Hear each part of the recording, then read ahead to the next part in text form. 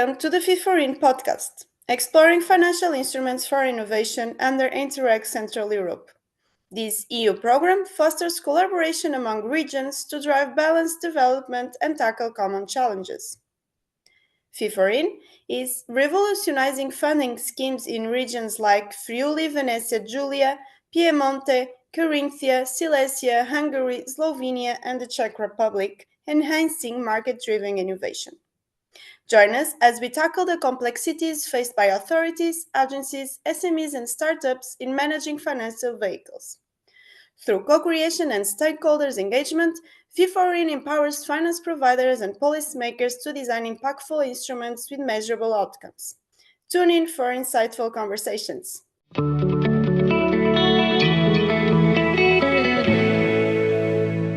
morning, everyone. Welcome to our online technical session today. We are here today to share practical information, tools, and financial solutions for small and medium enterprises, for financial institutions, decision makers, and regional authorities. So today we are here to help you to use these tools and to be successful in this way and to grow and succeed further as well in this path. So we would like to continue today with our agenda. So I would like to ask Zoltán Palotai, the head of the EU projects at the Hungarian Innovation Agency, to present our agenda, and welcome everyone again. Thank you. Hi everybody, also online and also here. So today I will shortly introduce the FI4INN project to you. And then Mr. László Korányi will introduce the Startup Factory program. And then we have here many good incubators and startups to also introduce themselves.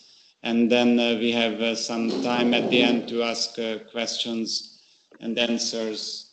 So I will start my presentation now, if we can switch. Great.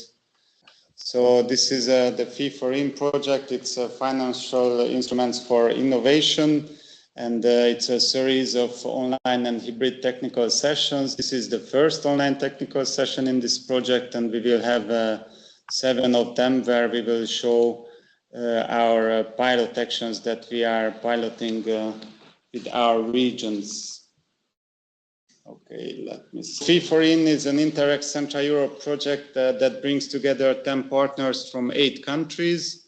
Our shared mission is to update and improve financial instruments for innovation, helping small and medium-sized enterprises and startups to bridge funding gaps and embrace the green and digital transition and grow in a sustainable and socially responsible way, as Milan was already mentioning. And from the very start, our approach was that very user-centered. We begin by listening to entrepreneurs, startups, SMEs to understand their challenges in accessing finance. Then we could design solutions together with them and with other stakeholders. We also involved incubators. And now we are delivering innovative tools and methods that can be scaled and adapted to different regional situations.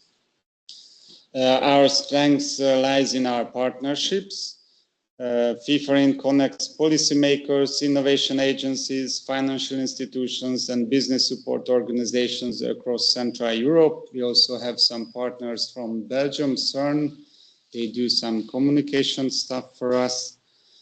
This collaboration allows us to design financing solutions that are both locally relevant and easily scalable.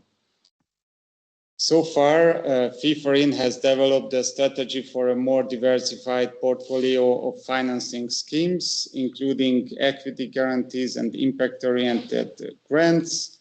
We have strengthened regional innovation ecosystem by building capacity among policymakers and funders.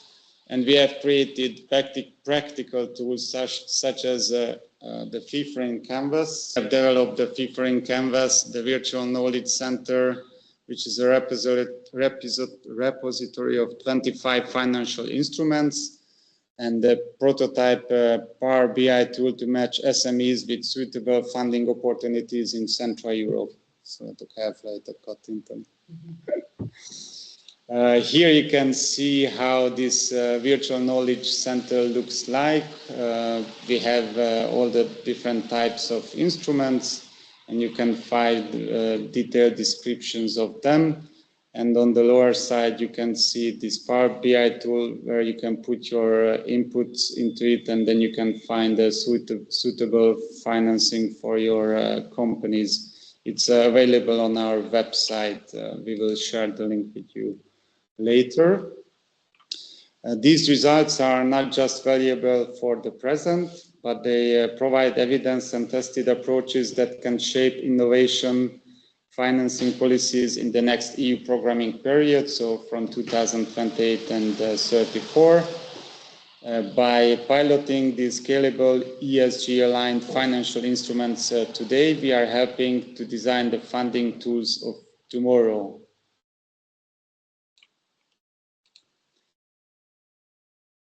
In each of these partner regions, 7 partner regions, we are testing one specific scalable aspect of innovation financing, from equity models to ESG-linked grants to early-stage startup support. These pilots gave us practical insights into what works and what can be improved so that future funding programs can be more effective and more accessible. And this picture was actually taken in the spring in Vienna when we were learning about impact investing. It was a very interesting meeting. And here are the 7 pilot actions, which is Hungary is one of them. So our 7 pilot actions represent diverse innovative approaches to improving access to finance for SMEs and startups across Central Europe. In Austria, in Carinthia, the Build CVF fund is providing targeted pre-incubation and incubation support to early-stage ventures. In Italy, in Udine, Friuli, Venezia, Giulia, we are improving the VC Startup Guarantee Funds through stakeholder-driven co-creation. That is also an interesting project for Hungary. And in Torino, SME basket bonds are developed by our Finpiemonte partner, which is also interesting. Here in Hungary, we try to do something similar. In the Czech Republic, Czech Invest is adapting financial instruments to tackle cash flow and eligible barriers and strengthening the financing of the ecosystem. In Hungary, our pilot action is a startup factory, which will be introduced in more detail by Mr. László Korányi after my presentation. In Slovenia, GSS, which is the Slovenian Chamber of Commerce, is bridging SMEs with research and development providers and trying to close financing gaps for collaborative innovation. In Poland, in Silesia, a new Polish fund for young entrepreneurs combines financing with educational programs for youth entrepreneurship. So together, these pilots will generate tested and scalable models to improve future innovation financing in Central Europe. FI4INN is more than just a collection of these tools and pilots. It's a conversation. We try to have many meetings with our stakeholders. Also, through these technical sessions, we are building a community around the innovation financing.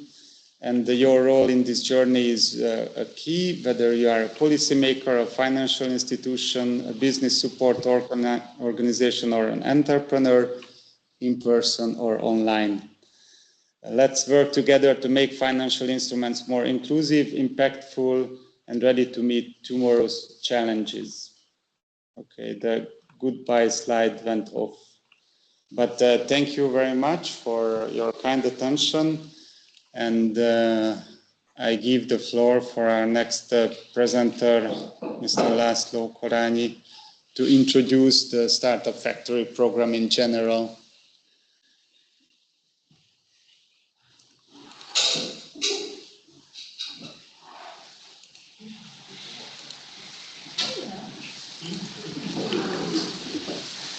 Ezzel tudsz léptetni a dolgoknak. És akkor az vesz most engem. Igen, legyen az a kamera, az Good morning, everyone. here in person and online. I'm going to talk about the Startup Factory program that you are already a little bit familiar with, some of them more familiar than I am, but definitely it's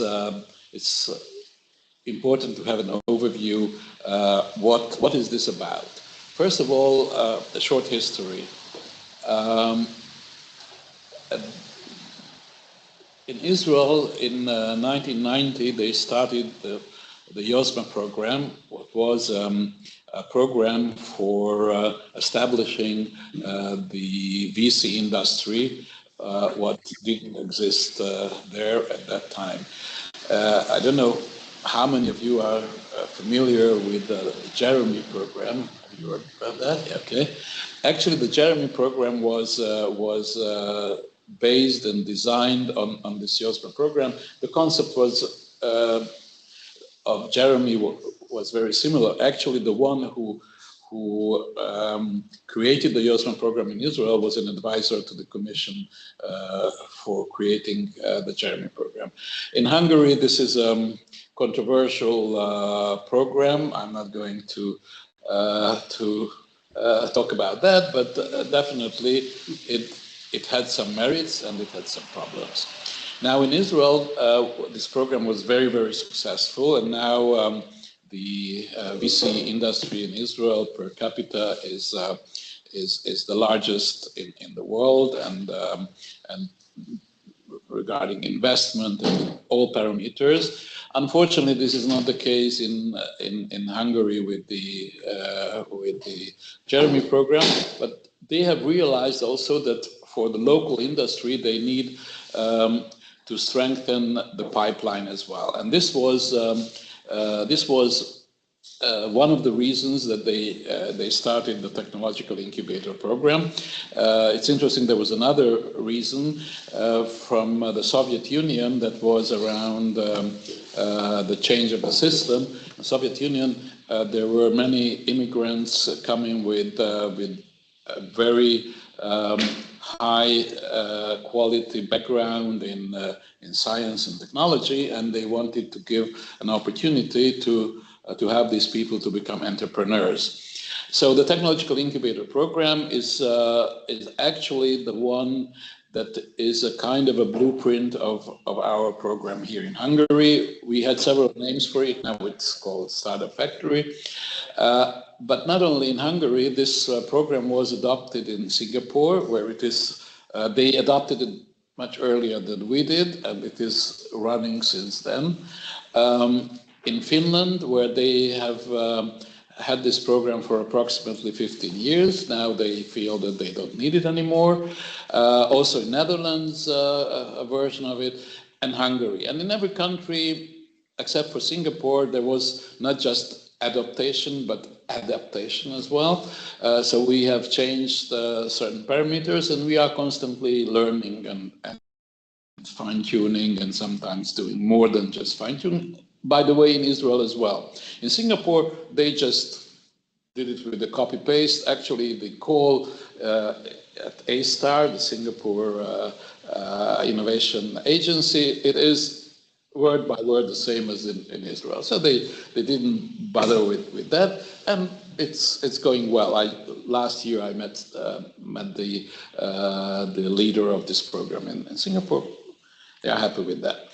Now, in Hungary, I'm not going to dwell on this. We had several calls, actually 4 calls in 13, in 16. You can see some parameters, how many incubators were started, what was the financing part.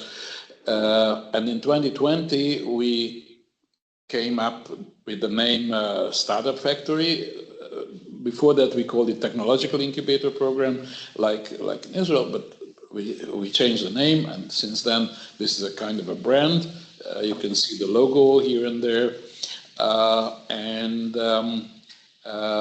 Now we are in the 4th call, which was issued in 2020. 2023, and we are close to the end of this call. And hopefully there will be a continuation of that next year. So, what is the essence of this program, the technological incubator program or startup factory, whatever name we use? Actually, this is a kind of an indirect support of startups. The main idea is that the government offices and government officials and even government hired experts are not the best to make decision about startups. So the idea of this program is that incubators can apply for a grant, and using this grant they can invest the grant and their own capital into startups. So they practically transfer the government funding to startups, plus added up with 25% of what the government funding is, topped up with their own funding. Obviously, it's very important to select the incubator as well. So this is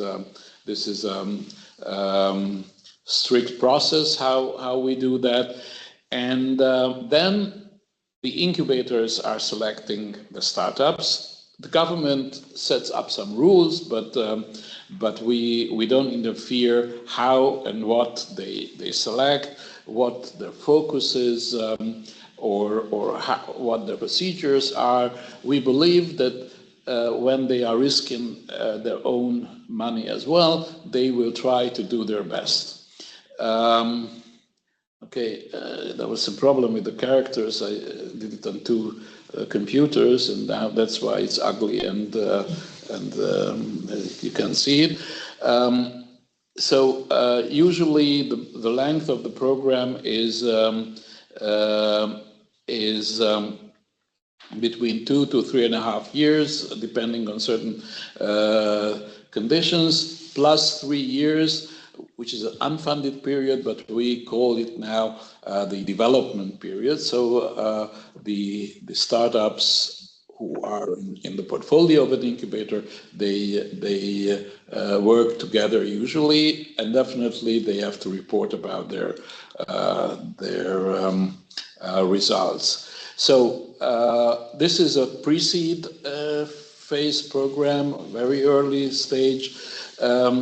We believe that the government support will decrease the risk of the early stage investment. That's the main idea. And we would like the incubators to select high risk, high reward startups. This is not always like that. So we are constantly telling the incubators that they should go for the more risky ones. They say, okay, but that's too risky. Anyhow, this is something where we would like to improve the selection, but we are not interfering, just telling the concept. And they have to come up with a meaningful incubation program. So it is not just about money, and most importantly, it's about the ongoing support and care what matters. And actually this is, when we are selecting the incubators, this is what we are looking for. So they have to have a proven practice in early stage investment. They have to have technological and business knowledge. So this is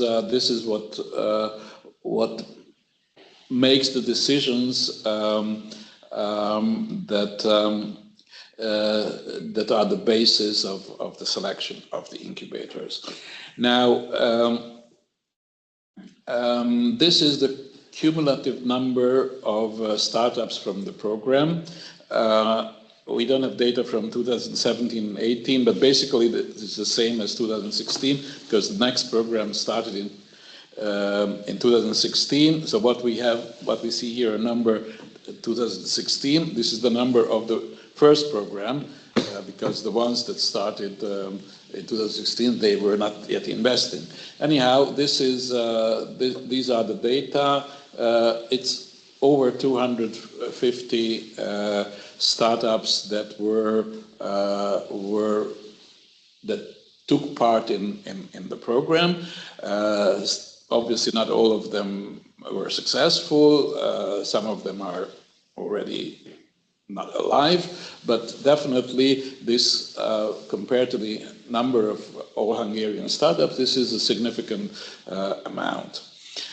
This is an interesting graph, and it needs some explanation. This is the private investment overview. So we see as one of the advantages of the program that it moves private investment into startups. Partly because this is a condition, partly because this is the interest of both the incubators and the startups. So these horizontal lines consist of three parts. The first part is the compulsory part. So this is the 25% of the government financing, government funding that they have to invest from their own sources, own capital.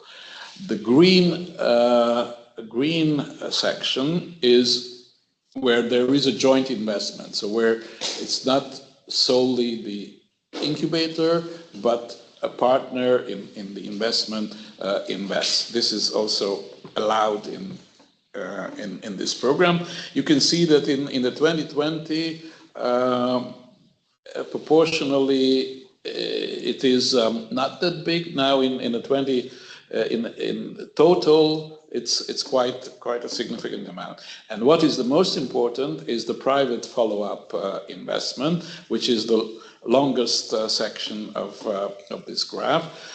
This is what came after. So this is where we, by which we measure, this is one of the indicators by which we measure the performance of the incubators, that their how much private capital is attracted by their startups. And this is private capital independent from the incubator. So it's not that the incubator or the owners or the management or whoever who is related to the incubator is investing. This is the part what is invested by external investors. Part of that is foreign investor.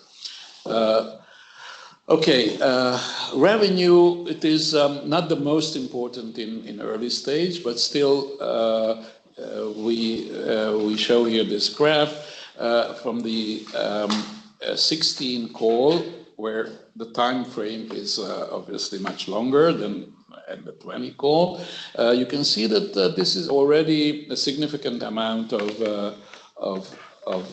output of revenue that the portfolio companies are producing.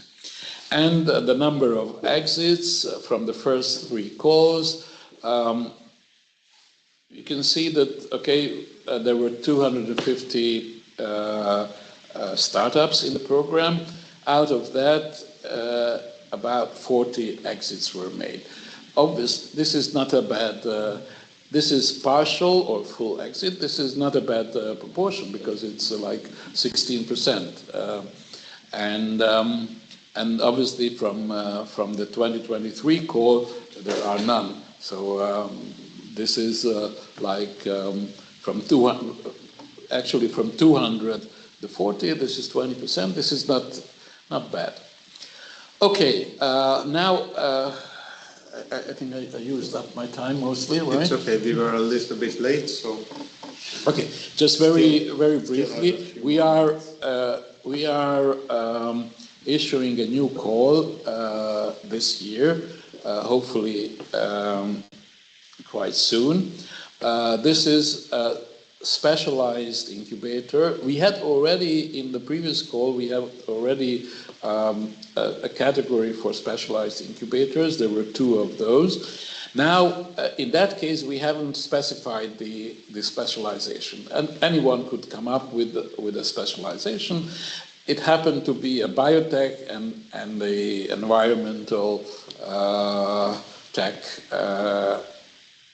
projects that won the funding. Now we have specified that this is a health related, we call it MedTech incubator.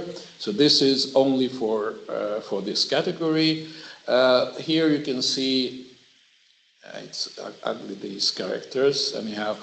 Here you can see some data that in the EU average compared to the CE region, we are really lagging behind in VC investment and in most of the parameters, which shows the importance that there should be more funding specifically for the medtech healthcare related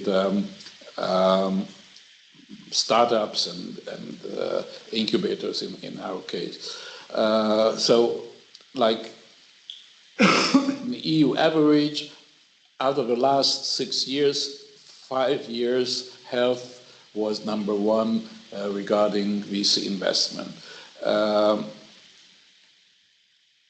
And you can see that the CE region health is practically the last if we look at the first 5 spots. So this shows that there is a market failure here. Well, there are some specific policy goals. I don't want to go into details. I think you will get the presentation, so you can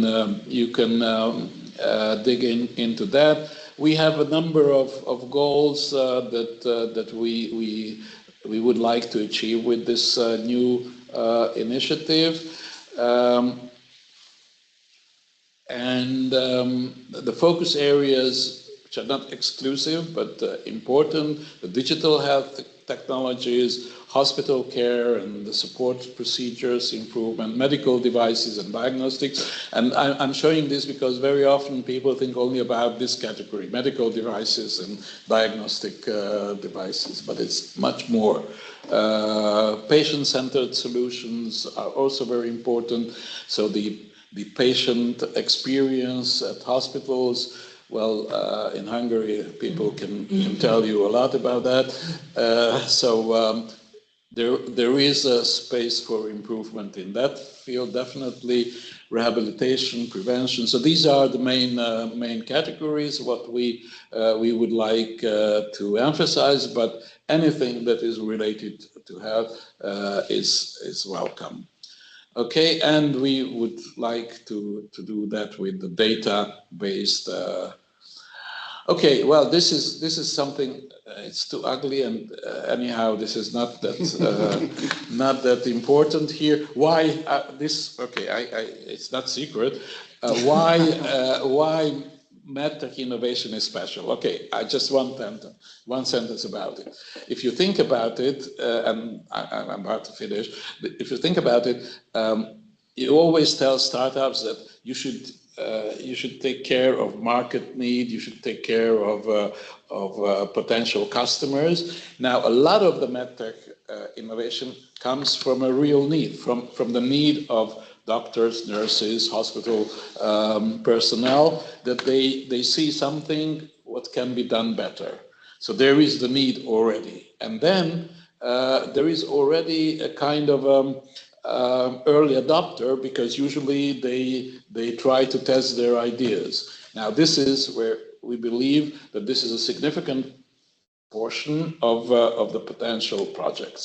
So this is the speciality, and we are looking forward to this call. There will be 2 incubators selected with 1 billion forint each maximum. Okay, thank you. Thank you very much. Is there any questions from online or in the room? For Mr. Laszlo, who is actually, I can call you the father of Startup Factory. Kind of. Yeah. If not, then we continue with our program. So thank you very much for the presentation, and we start with our incubators from Startup Factory. And the first one is Oxo Labs, Ms. Orshaya Chatri. So the floor is yours. You can sit here. It's good. Yeah, just a second.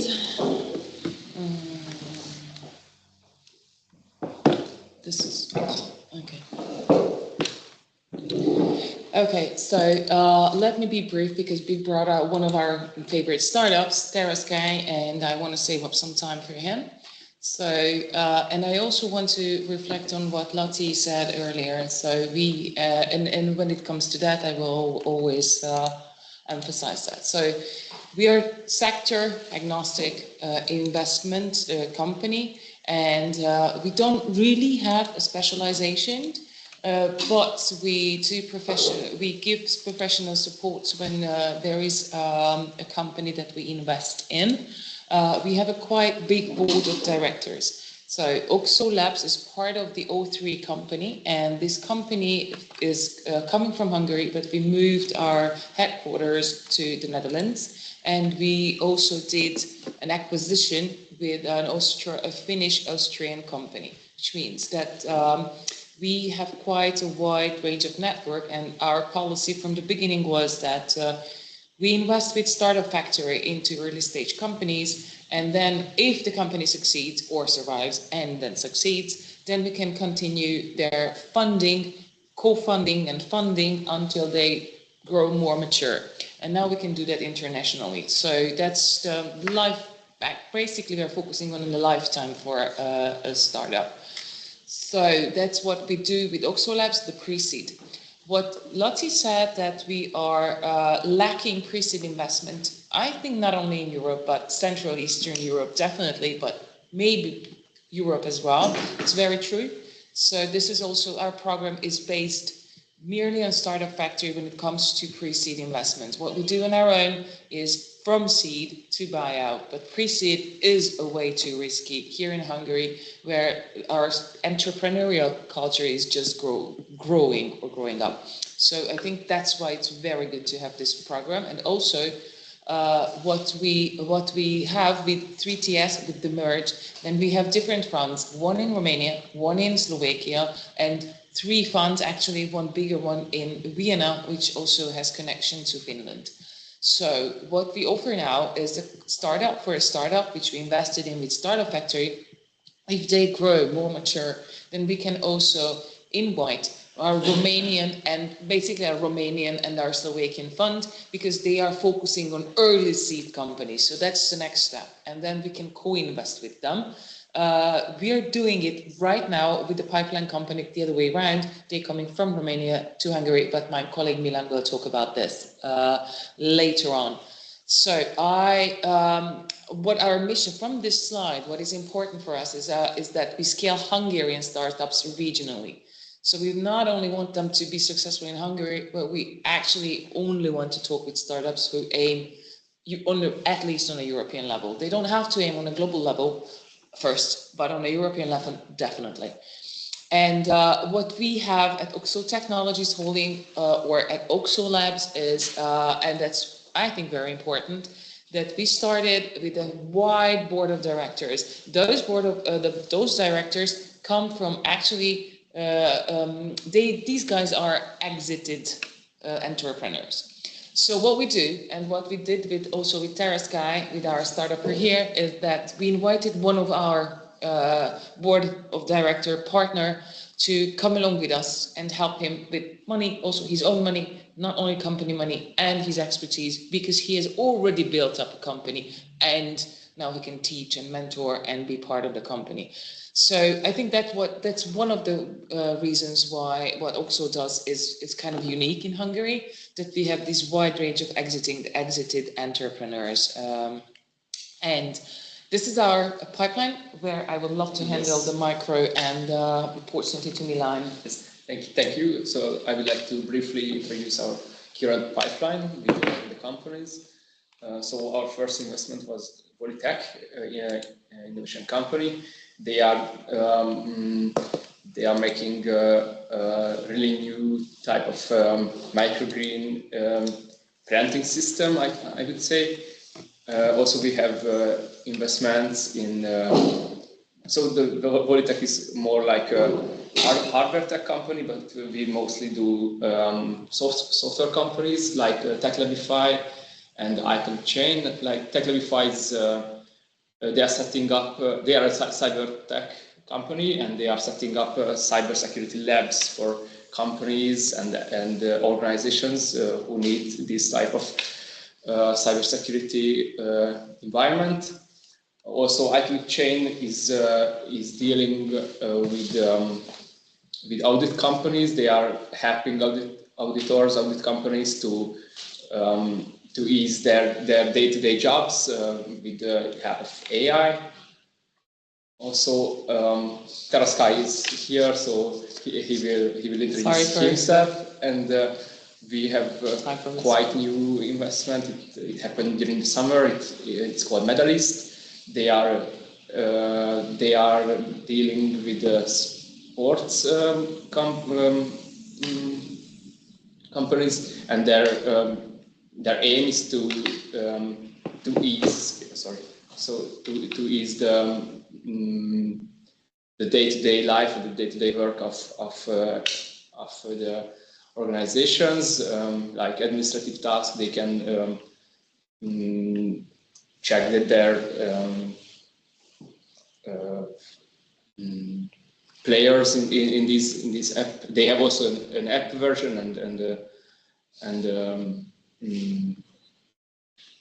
yeah, I would say these are now our current active portfolio, and we have some in our pipeline. Some of them are also in the software part. For example, there is one company who is an HR tech company. They are trying to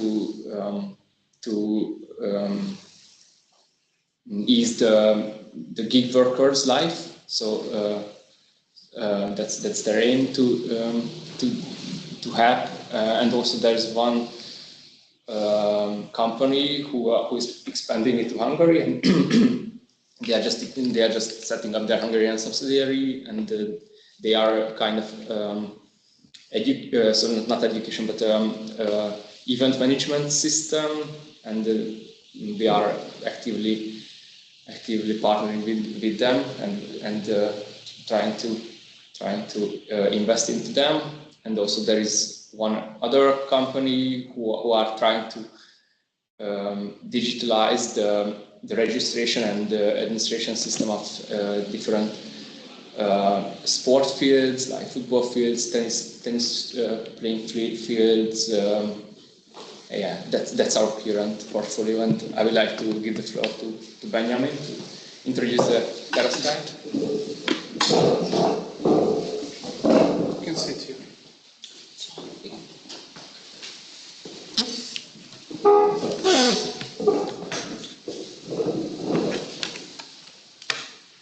Thank you, and hello everyone. My name is Benjamin Holló, the CEO and founder of Teraskai. As Ocean mentioned, we have two investors right now in the company, and the third one is ongoing, so hopefully we will have three in the next months. Because the time is short, I'd like to move forward to our main product. So we are operating in the renewable energy sector, especially in the large scale of solar farms, because it's a very fast growing industry. Right now, there are operating 1,000 gigawatts solar farm all over the world, and within 4 years, the company is building 2,000 gigawatts capacity solar farm all over the world. So it's booming. And our solution is focusing to the territory to optimize the solar farm and find the faulty panels, because it's really hard to find them, especially if you have got hundred thousands of solar farms within the field. It's very hard to find them. And that is why we are focusing this territory, because they can produce a huge amount of revenue for the solar farm owners. So this is our state-of-the-art technology, because we are using A to Z solution, which means we can gather all the data with our drone solution.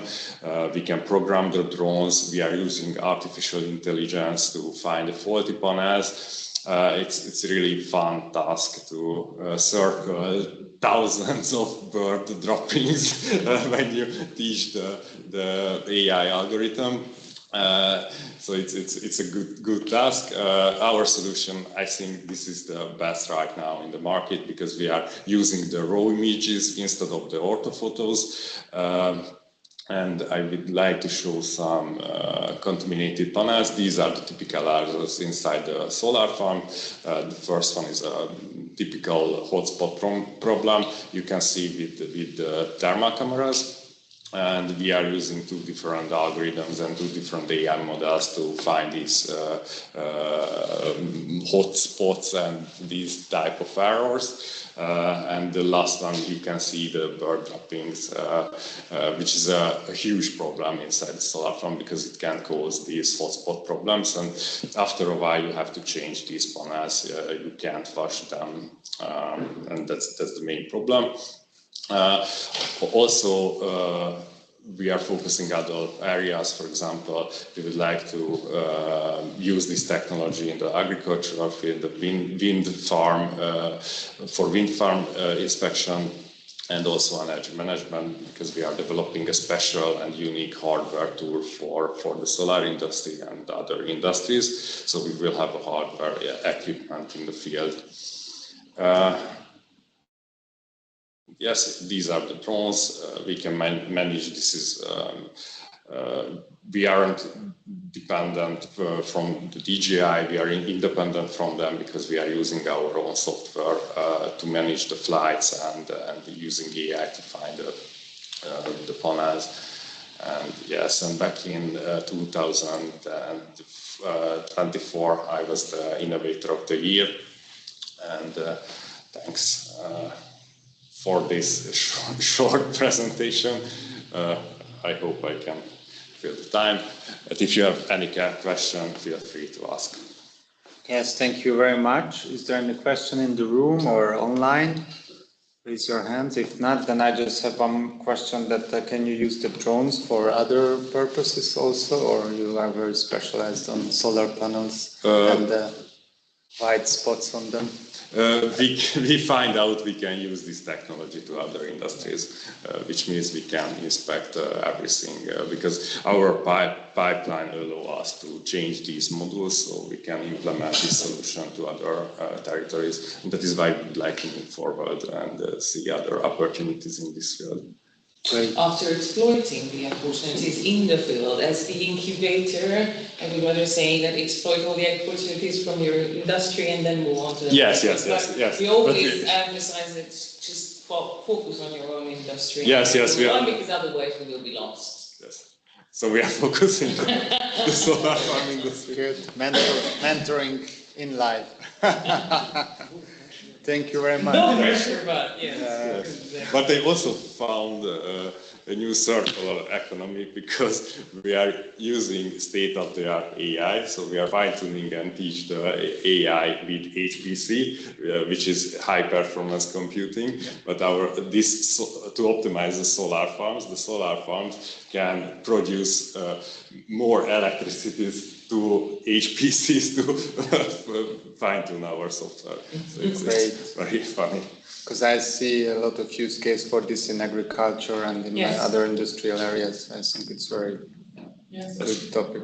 But we try to focus on solar farms. Yeah. Good. And I think this is the best, because they can generate a huge revenue. Yeah, great. Final words? Thanks. From my side, it's rather not only about TerraSky, but the whole program. I think I would love to reflect to the Israeli background of this program, that you implemented it, but in a little bit different way, and always fine-tuning it. So why we like this solution is that it's basically the principle of subsidiary. So what is applied everywhere in Europe, we apply it as well. What you are not maybe the best expert in, you actually license us to do it. we are quite good experts in finding good companies, but we are not the best experts, for example, to understand each and every market. So we actually outsource that and have our board of directors and our consultants hire them and then make them help us invest, or even mentor, or even co-invest with us. So that's kind of like the chain that we are doing, and that's why I like this program, because that's how I think the modern global world works best. So that's why I just wanted to reflect that he's a good example of this chain and subsidiary principle. Great. Thank you very much. Thank you. And let's move on. So our next presenter will be Daniel from Nesquik Venture.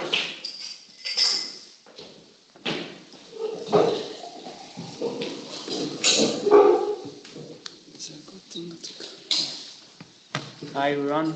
I think you already knew me, like at least a few of you, and you already heard the story, but I have some news for you as well. So let's get into this. So we have a micro fund focusing on Hungary, climate technology, and like early stage startups. We created this fund with this program, with family office support and with our own capital. We have 3 or 4 unique selling proposition or pillar of this unique selling proposition. First is a team or team of experts, advisors, and our operational team. Second is the active investor approach, meaning that we actively involved with our startups on demand.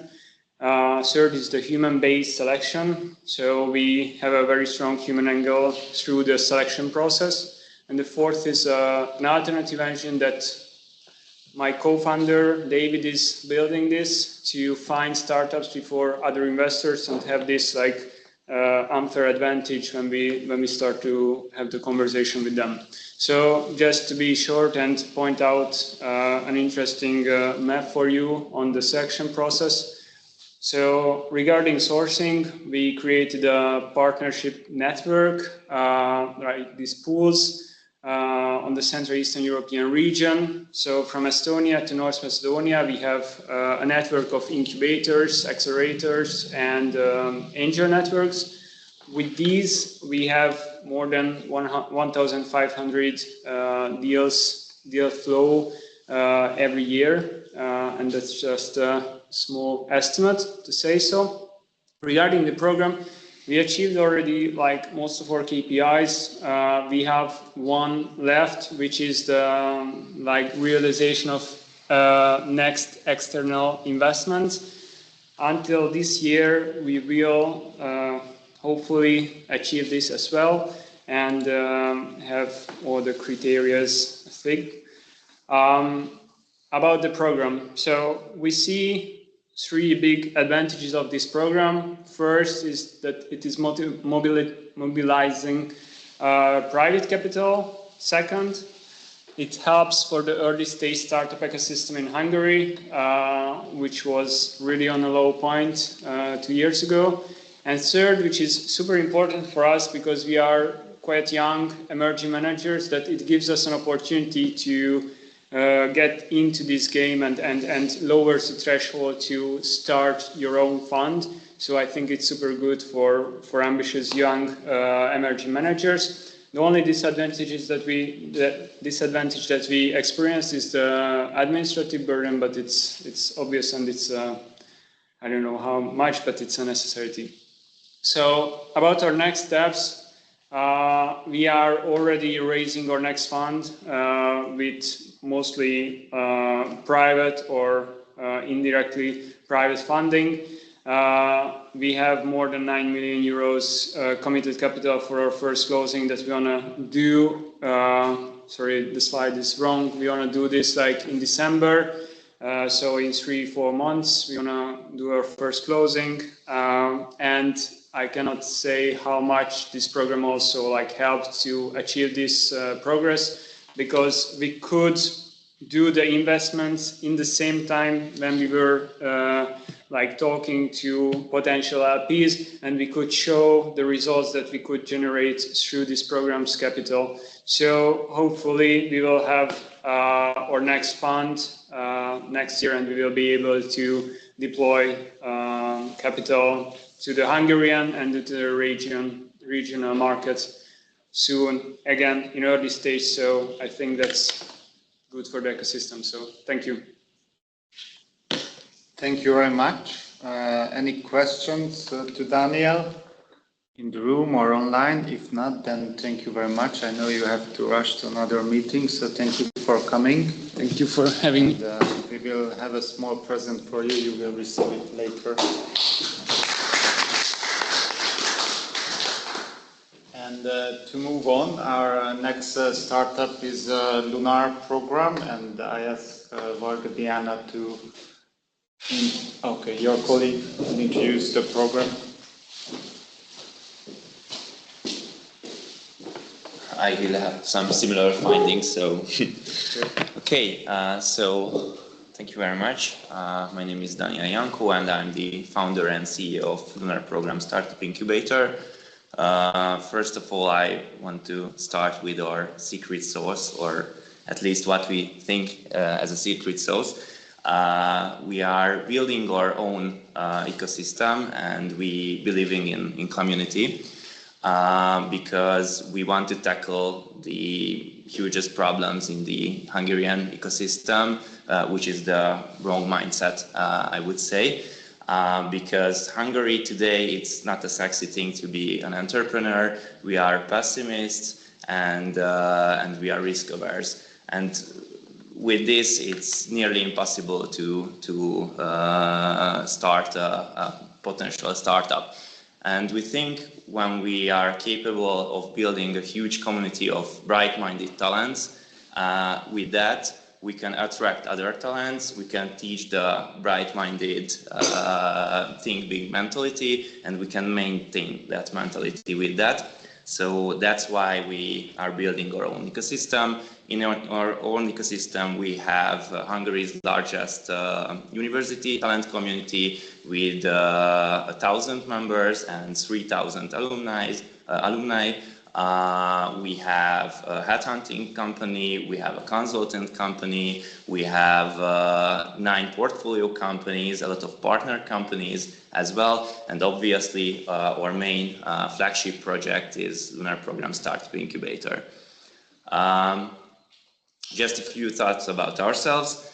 As I mentioned, the think big mentality. We founded Lunar Program in 2021. Obviously inspired by the best startup incubator in the world. Yeah, it could be a bold plan, but to be honest, if you don't have those goals, you will never reach it. So that's our motto, I would say. We are also industry agnostic. We focus on idea MVP phase teams, support them to go to market, fundraising, and to find seed round investment. We usually invest 50 to 100k euros per team, and right now we have 9 portfolio teams. And basically our model is, I think, really simple. We have 3 different phases. In the first phase, we do the pre-incubation. We usually organize design thinking workshops. We support the problem validation and the business model validation. And to be honest, this is our due diligence process as well, because we deeply understand the business model and the team dynamics in startups, which is really important in the early phase stage. The next phase is investment. We usually lead those rounds, and we are the first one who do the commitment, and all of our teams has to be able to secure at least some private funding beside us.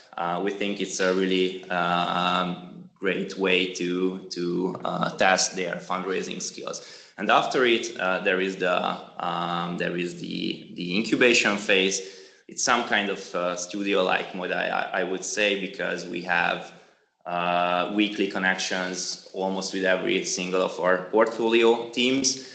We usually have a service portfolio like strategic mentoring, networking, recruitment, HR consultancy, fundraising, and my personal favorite, crisis management. I think in every startup there is a moment where shit hits the fan, and we are going to be there. So basically that's our model right now. And you asked us, I think, 2 questions. Why we applied to Startup Factory. This was the first one. To be honest, without Startup Factory, we wouldn't be here, because we are in our early 30s. We are ambitious, we are hardworking, so on average 60 to 80 hours per week. We can attract talent, we can teach them, we can boost their morale.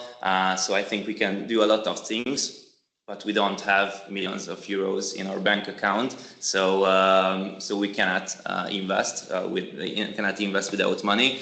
And the whole incubation model will collapse if there is no money in it. So that was the main reason we applied, because we wanted to build a lunar program. And the second question was why it's important to the ecosystem. I think it's simple. Without this funding, there won't be any incubators in Hungary. Maybe it's a harsh statement, but I think it's true, because it's really risky to focus on early stage startups. And without incubators, there won't be any, or just a few startups who are capable to be VC investment ready. So basically, without this stuff, I think there won't be any startup ecosystem in Hungary. So thank you for starting this program, and you should maintain it. Thank you very much. Thank you, Daniel. So if you are young and if you are called Daniel, you can start with us. Huh? And you have one startup with you online. Can you introduce him? I don't know. I was the organizer. Okay. Hello, everyone. Okay. Can you hear me? Good morning. Yes. So my only technical question here, if you can see our presentation, or should I share my screen? Not yet. I asked Milan. You can share it. Share it. If you can share it, that's yes, fine. Of course, I'm prepared. Great. And I really enjoyed this conversation about the pre-seed funding. So may I ask 1 minute in the end of my pitch to reflect on the discussion, because we are just really affected by these issues. Yes, of course. Okay, is my screen visible? Yes. Thank you very much. So we are EV Analytica, a young company founded in 2024, and we are solving the electric vehicle charging issues and the whole electric vehicle distribution issues.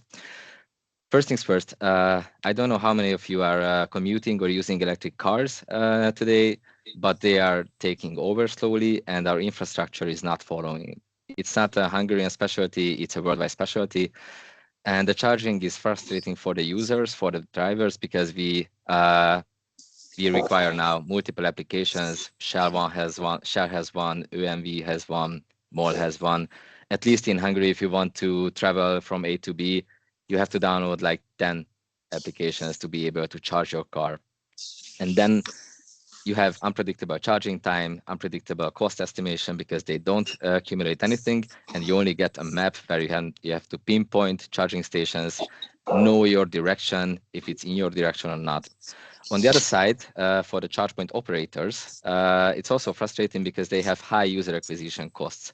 They want to build their own solution. Instead of trading with energy, they want to trade with users. They want to develop algorithms, applications, but they cannot do that because they don't have the domain expertise for that. So they just hire, let's say, templates. They buy white label applications, and we have N+1 charging applications for every operator. So we started to see and list with our domain expertise, list the issues we face now. We have range anxiety. We can kill with the smart route planner. There is an application for that, but that's only one topic. We have cost and time issues. So we started to calculate based on your vehicle properties, battery capacity. We can calculate the full price of the charging session, the arrival time, and also the full charging time, so you can plan with it. We support in the near future until end of December the plug-and charge solution, which currently the Tesla owns, and several high-end vehicles like Mercedes-Benz and BMW. With that one, you can just plug your car in and walk away. So the whole charging experience should be considered from opening an application and leaving the car, or maybe leaving the whole application, because we don't need something for our classic cars. And we want to bring the same comfort for electric vehicle users like we have now with the classic cars. I don't have to think about where to charge, how to charge. I just want to go there, plug in my car, and walk away to do my thing. So for that, we have also a reservation function, and we are releasing this application today as an open beta testing in our for our 220 insider testers with our group, and we want to release the full application in late November for the public.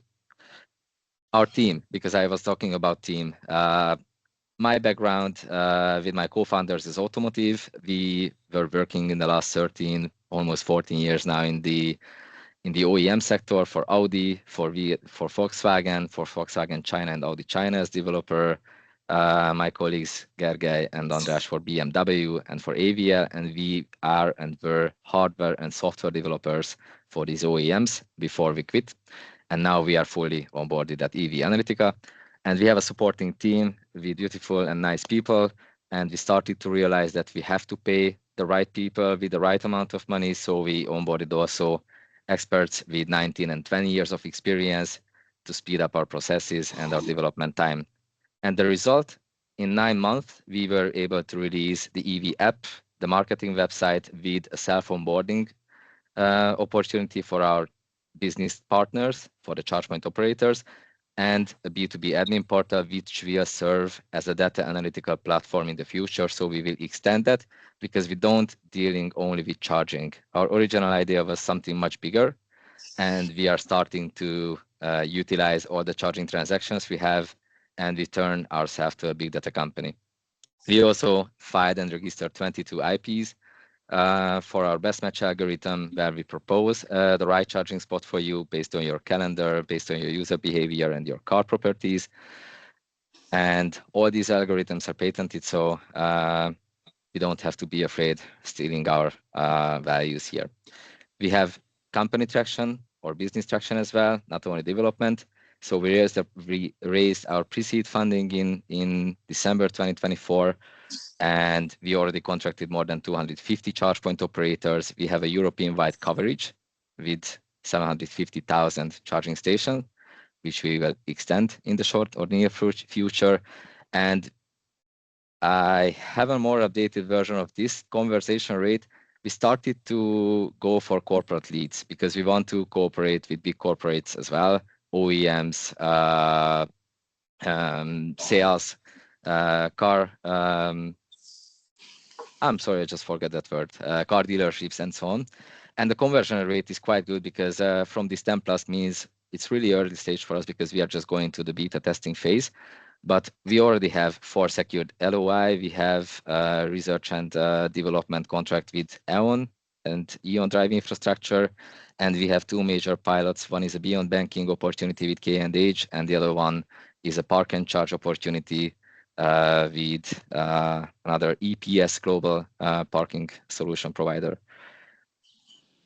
So we have an investment roadmap. We put everything transparent, because that's the way we work. So we are looking for investment, for seed investment right now, 500K for a seed. The half of that amount is already committed from our current investors.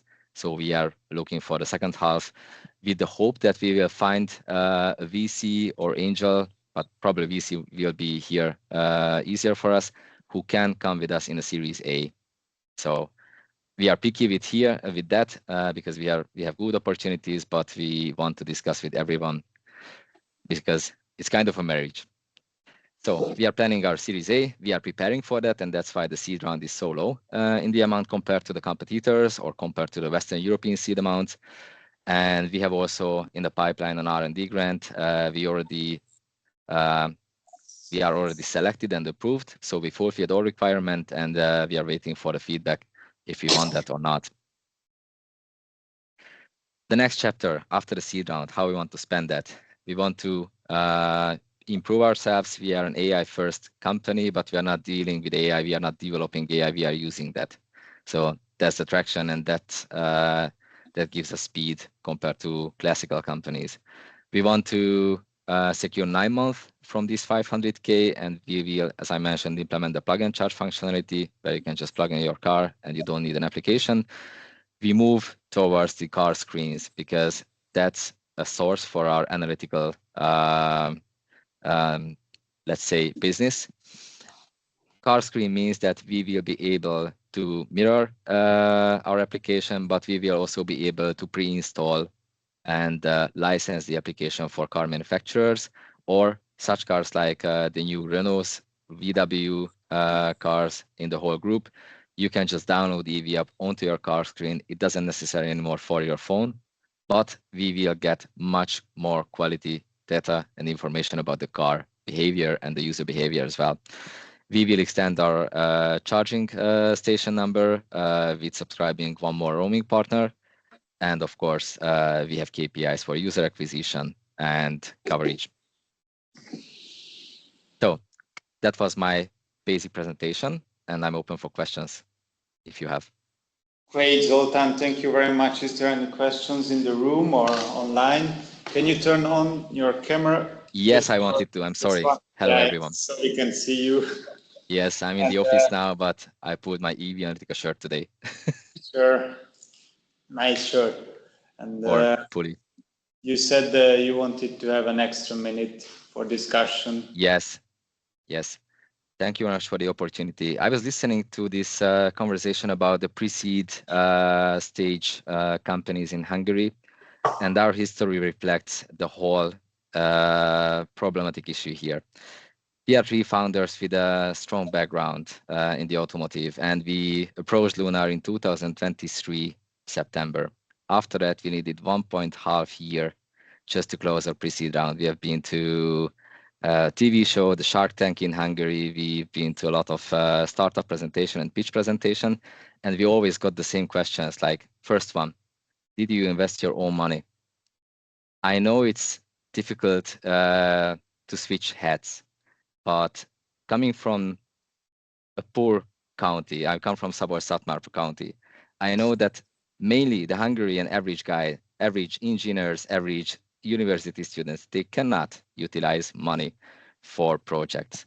So we had the decision in the very beginning that we want to be clear and we don't want to be delusional, so invest our money into something which can work or cannot work. We wanted to work and cooperate with Lunar program with an acceleration to see how can we really make money, and instead of being delusional, moving and pushing our boundaries until we get some funding, because we believed in this plan, we have the expertise, but we had to also prepare ourselves for the business parts, and Lunar helped us. I'm also extremely thankful for the other 2 investors, because we raised 150 million for pre-seed round, for an idea, and for 3 founders. I cannot count how many times I heard that, like, you will never raise that amount of money in Hungary. You should stop this. Don't say that for startups. It just kills the vibe. And we prove all of them wrong. So I believe in the Hungarian talent. I believe in the Hungarian ecosystem. But I think, as Daniel mentioned, we have to be positive, provocative, and proactive, because everyone can list issues. Everyone can talk about things with the help of AI, because I know guys who are posting, let's say investors are posting about AI and everything onto LinkedIn every day. But do you think OpenAI, the ChatGPT, you are writing this stuff, would be there if someone asks the ChatGPT founders that, like, hey, did you invest your own money? Did you start the whole operation with your backend system in the garage? It's not possible anymore. It's not realistic. So thank you very much. I can just support everything what Daniel said. And I think we have a bright future here, but we have to shift our mindset. Thank you, Zoltan. I like your 3P metaphor. It matches your name. And also thank you, Zoltan, Daniel, for your presentation. And László, you want to come in? Yeah, I have to go there, or you repeat my question? Can you try? I can go there. The mic is here. Thank you.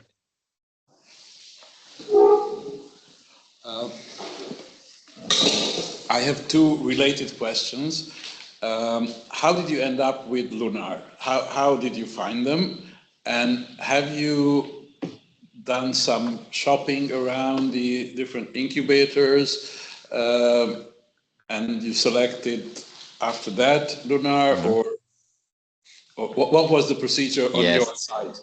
Because we are talking a lot about how the incubators select the startups, but actually there is another angle of that process, because startups also can select the incubator.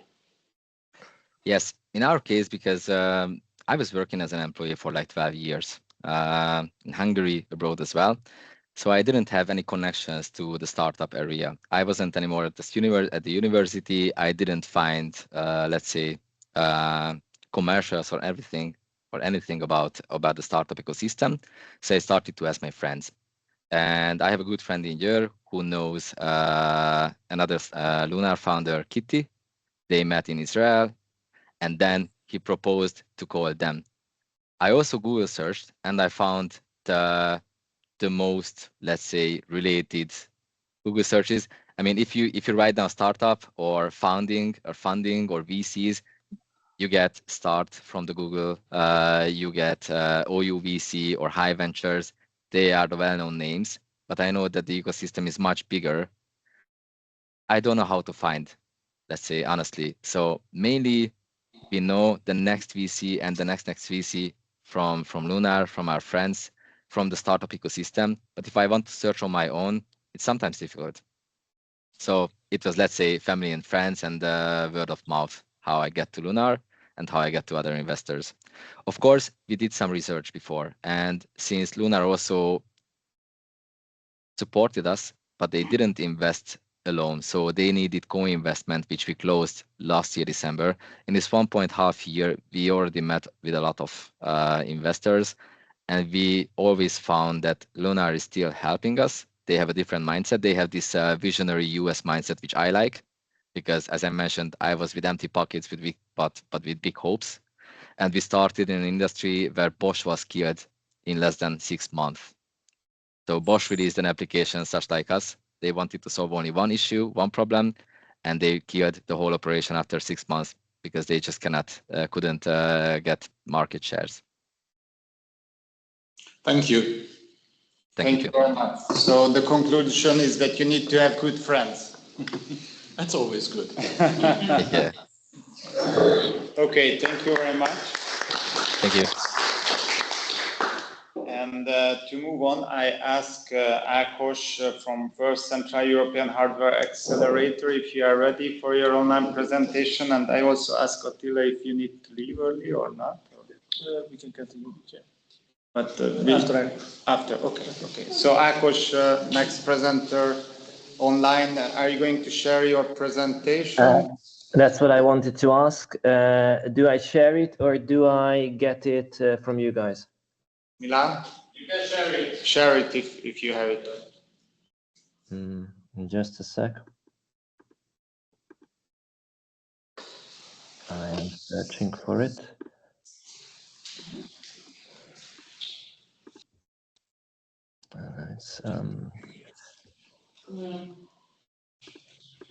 I will not be able to share it from this screen, so I'll I start talking, okay, and then meanwhile I'll share it. I'll have a few numbers on it anyway, and don't want to waste others' time.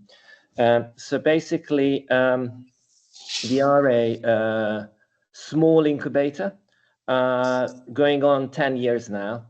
And what we pride ourselves on is that we are extremely lean. We have 2 managing partners and another 5 behind us to support our work.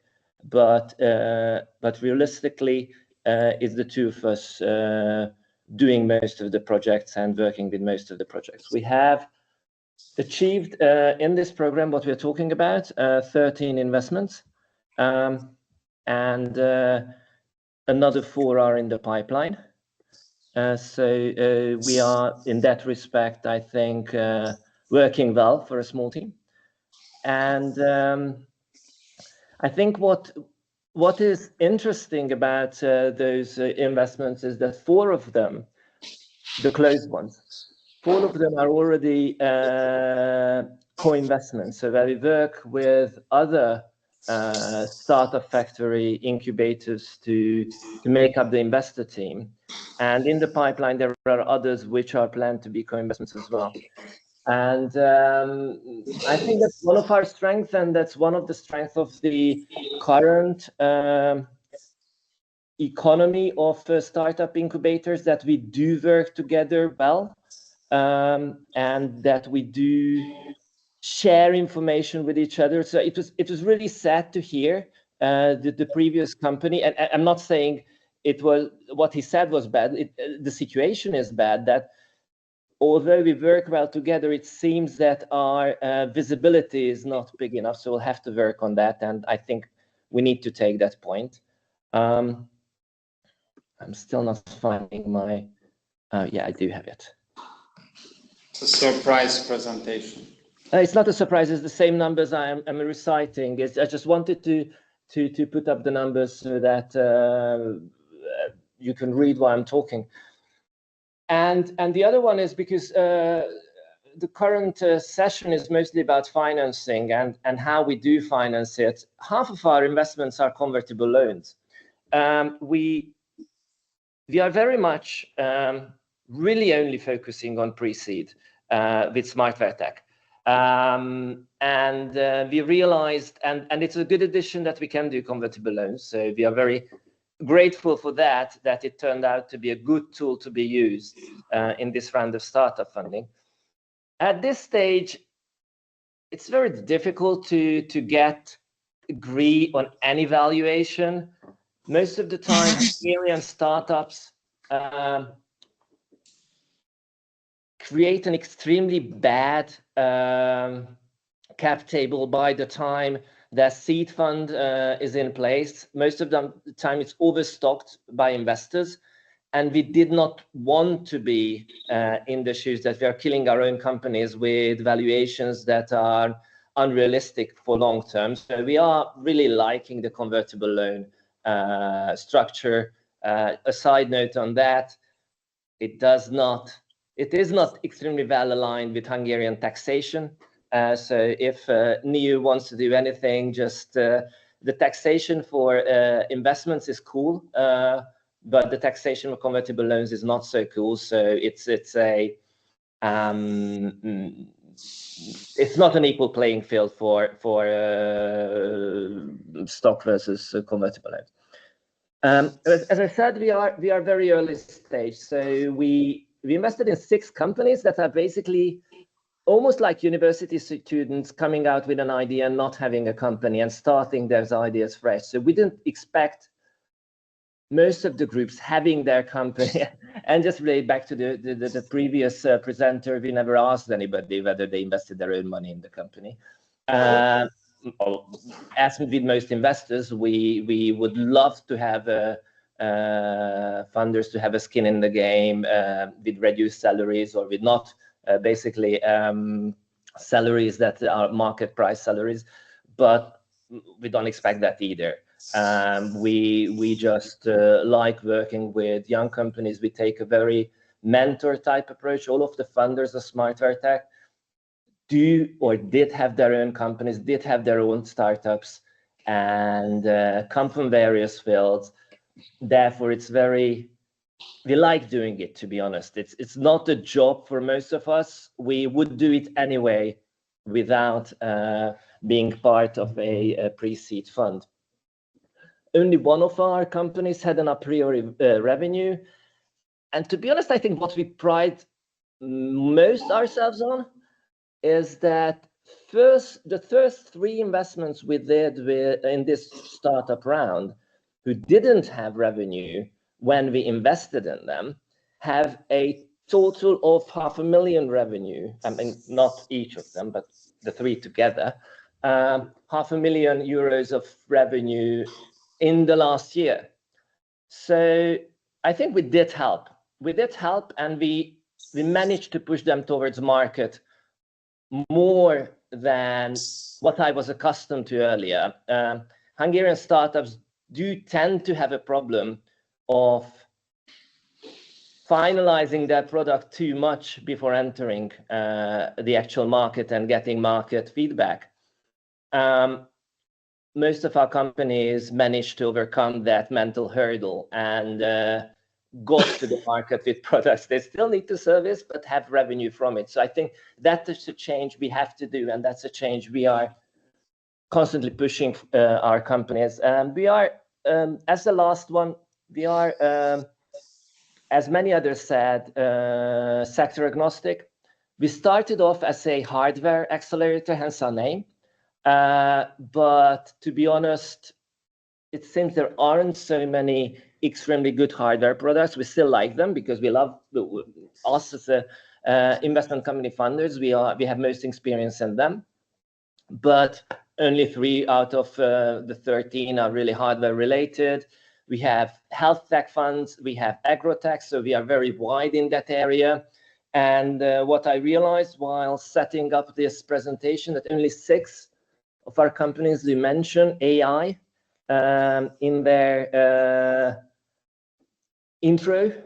So that probably makes us boomers in the investor field. And I don't know how that will go, but most of them are working on non-AI or just mild AI solutions.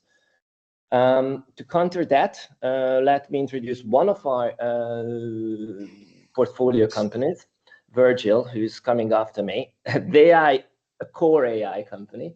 So there you go. And they are also a co-investment company. So there we are not even the largest investors. It's BNL Partners from the States, from the startup program. And we do have Start with a minor investment on board as well. So please let me introduce them as the next presenter. Thank you, Ákos, very much. And then Daniel, you have 3 minutes for your pitch. Do you have your slides or? Yeah, I do. I'll try to share it. Hopefully, everyone can see it. Yes. All right, awesome. Well, yeah, as Ákos said, you know, we're one of those. Wait, I'll try to get this out of the way here. Just give me a sec. We're one of those pre-revenue investments where, you know, they where Smartware Tech took us under their wing and they helped us find this market fit and help us go forward in our endeavors. But I'll just jump right in since I only have 3 minutes. My name is Daniel. I'm the co-founder of Virgil AI. And we're on a mission to revolutionize corporate upskilling and retraining. Now, I'm sure that everyone that has ever worked for a large corporation has had one of those situations where they're sitting in front of their computer and they have these very, very boring multiple choice question learning modules where the only goal that you have is to get that rubber stamp at the end that, yes, you've actually completed the training. Thank you very much. Now, there are actually 3 major problems with this. The first one is that it's not engaging whatsoever for the employees. The second one is that the employees don't actually learn what they're supposed to learn during those learning modules. And the third one is something that not a lot of people know, but it actually takes a lot of time to prepare these learning modules because you have to go through very carefully, comb through your documents within your organization, find the relevant knowledge points that you want to teach, formulate them into explicit questions. So it's this very tedious and long process that you have to go through. So we solve this by with our proprietary technology called the Virgil Knowledge Graph. Now, this has 2 major features. The first one is that you can take this existing knowledge base in your organization. Here, I'm thinking of documents, presentations, PowerPoints, or practically any other written material or video material that exists within your organization. You upload it to our platform, and we create a one-to-one translation of those documents, which is this virtual knowledge graph that doesn't just help you visually see the different knowledge points in your organization, but it also helps you map different dependencies between these knowledge points. For example, one of them assumes the other one, and then we can assume that it's going to be easier for the employees to learn that given knowledge point if they already have knowledge, or if they already have pre-existing competence in the other one. And we advanced this a bit further with our expert nomination system. What this does is our clients are capable of nominating experts within their organizations. These tend to be people who have mission critical knowledge about the company's operations, implicit know-how, and just some of those things that tend to be very difficult to put down on paper. And once you nominate these experts in your organization, our system books meetings with them, and with the help of AI, we actually conduct verbal interviews with them and try to formulate that implicit, hard-earned know-how into explicitly written knowledge points. And this is where I usually get the question, that's all cool, but how do we actually teach this? Well, what we do is we create engaging learning modules and courses out of this with a single click, whilst also allowing the user to fully manually customize the course to their needs and put in extra materials or change the way that the AI initially imagined your course to look like. And I'm sure we all know the numbers on gamification increasing engagements rate by 40%, or active recall and spaced repetition allowing you to reinforce the knowledge that's already been learned. We all have we have these technologies integrated in our system, but we also take this a step further with our personalized learning maps. What you must imagine is that employees tend to have different learner profiles. Some people learn visually, some people like to debate a topic and understand the key concepts based off of that. What we do is we do an initial appraisal of the key metrics of these learner profiles, and we create individualized knowledge learning maps for each one of the employees, which ensures that they're actually enjoying the education, but it also ensures that they're learning the same material just in their own way. So this practically means that everyone walks their own path, but they arrive at the same destination. Now, this is all accompanied by a command center, which allows executives of the company to look at the data on how their employees are performing and how the knowledge is organically growing within your organization from time to time. And all of these put together is Virtual Learn, which is our education platform, and we like to say that it is the future of corporate upskilling. Just some facts about the company. We have already started our pilot project with one of the largest banks in the region. And we have 2 more pilot projects lined up in the telecom and pharma sectors, which just goes to illustrate the sector and the industry agnostic nature of our platform.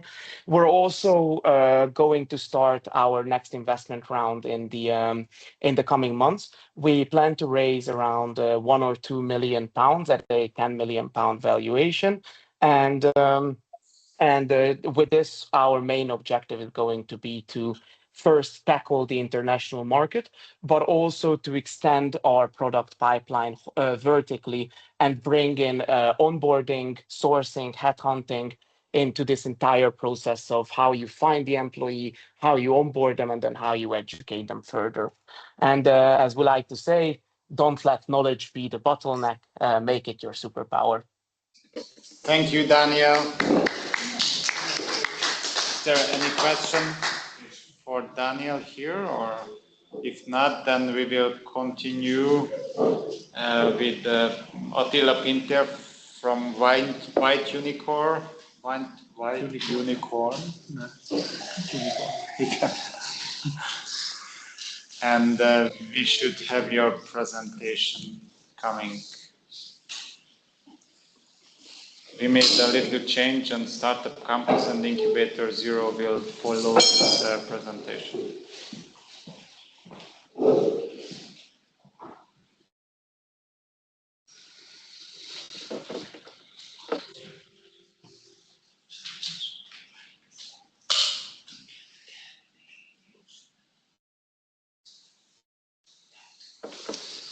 So, hi everyone, my name is Attila Pinter from White Unicorn Incubator, and I would like to introduce my incubator.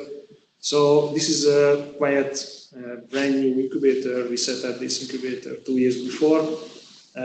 We are a small incubator, we have only 300 million Hungarian forints. We would like to make 10 projects, and we are focusing to health tech and medtech projects, mainly medtech.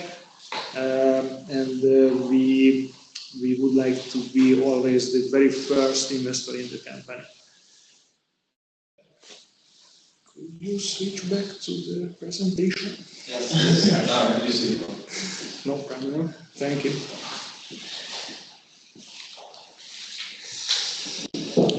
And next slide. What? It's not working. Okay. Thank you. So these guys are founders. Goro is an IT specialist, exited entrepreneur, and he has a startup. He's a CEO of a dental company. Ricky is our CEO. He is also exited entrepreneur. He had a marketing agency, and I'm a lawyer. I'm dealing with startups. Based on our experience, we would like to be hands-on investors. So we would like to have our portfolio companies in medical, tech, legal, business, compliance, and so on questions. Next slide, please. Thank you. The product is very important in medical sector, but the medical is quite complicated. So we decided we would like to set up a mentor circle. These guys from different sectors like Omixon, universities, surgeon, CEO, and so on. So they have different experience from medical sector, and in the process of the investment in White Unicorn, we started here.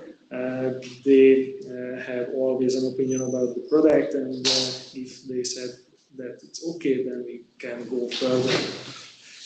Next slide, please. Further. Thank you. We are building an ecosystem, so we have more events. We have medtech, 5 medtech pools. These are mostly based events. It's absolutely free. Please join us and share your thoughts about the medtech, about the market, about the products. We are on LinkedIn. We have podcasts, and we have a lot of other presentations as well. Next, please. We are also international. We have connections from Pittsburgh to Singapore, Israel to Estonia, maybe. Yeah, I can see. I think this is very important for our portfolio companies, since they would like to find new investments, new markets, and new connections as well. Next, please. Yes, this is a funnel. So this is a 2 years old incubator. We checked more than 200 projects till now, but we have only 4 closed deals. And what is disappointing is the 6 lost deals in this year. We lost these deals in term sheet phase after the signing of the term sheet. So we spend a lot of time with these deals. And why? Because of the funders. So my experience is that because of me. My experience is, I'm a lawyer, I'm dealing with startups. I don't know, I closed more than 300 deals, but as an investor, my experience is that you have to build in medical, in the very early stage, build a team, build a company, and then you can build the deal. So it's a pretty long process. We work with them a lot, and it's very hard. So again, very early stage, medical. First investor from universities, from medical. Next page. Thank you. But success stories, here are portfolio, so the 4 investments, and this is our first investment, Senior Centrum, and Cornel is maybe here with us, one of the founders of the Senior Centrum. Cornel, could you hear us? Yes, I'm here. Hi. The stage is yours. Please introduce yourself. Thank you. My name is Cornel Feil, one of the co-founders of Senior Centrum. We would like to become the Airbnb of elderly care. So we dreamt of a platform where you can buy all kinds of in-home elderly care services online based on customer reviews. So it's more trustable than just a Facebook group or any black market opportunity. And you can pay online. And we just finished our grant through White Unicorn in April. And that's when our MVP really launched. Since that, we have more than 1,000 registered users, and more than 200 families got help through us. So they spent more than 100,000 euros in our platform. And we aim to become not just in Hungary, but worldwide. So sometimes really the Airbnb of elderly care, where you can buy anything, not just serious care, but maybe a hairdresser to go to your house, or anybody to talk with your elderly relatives if you are far away, maybe in a foreign country or city. So that's what we are working on, and we were the first startup who got support from White Unicorn, and hope to answer any questions. Thank you very much. Thank you. Is there any questions to Cornel? If not, thank you. Then go back, please, my presentation. Thank you, Cornel. Yes, this is a portfolio. No problem. No problem.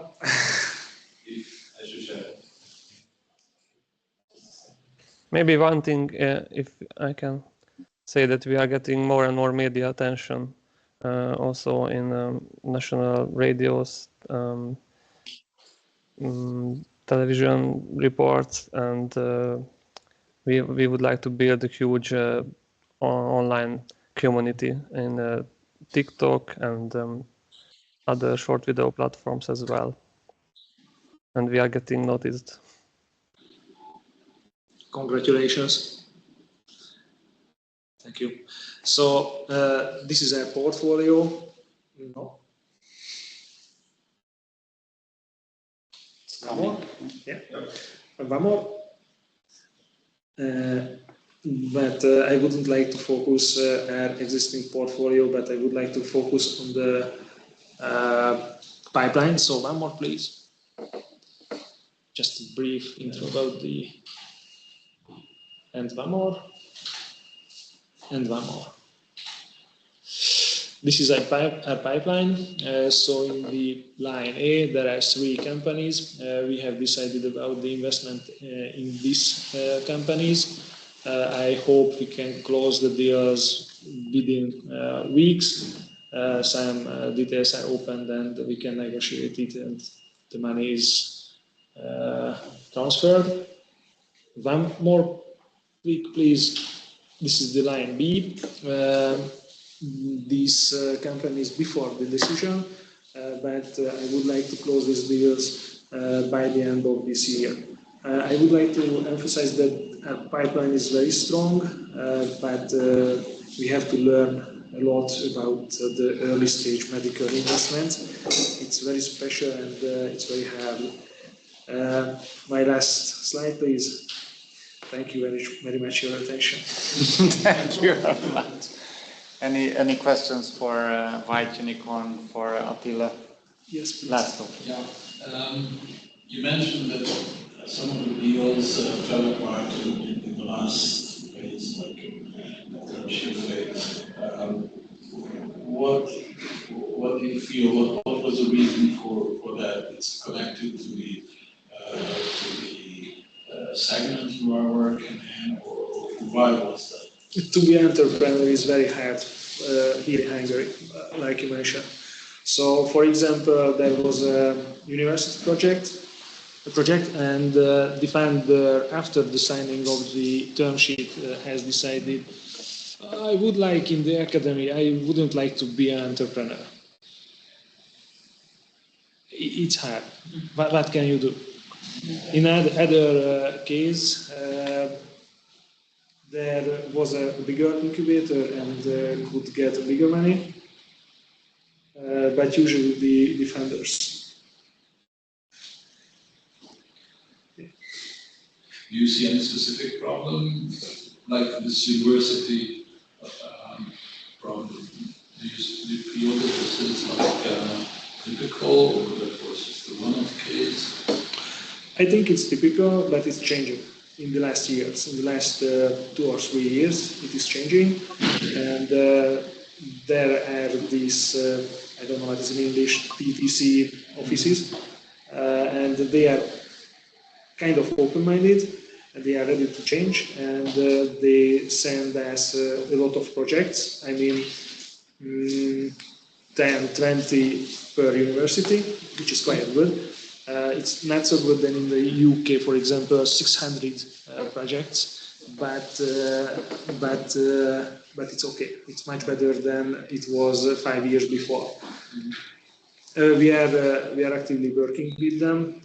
So our CEO at Veszprém, Pannon University, because they are negotiated deal.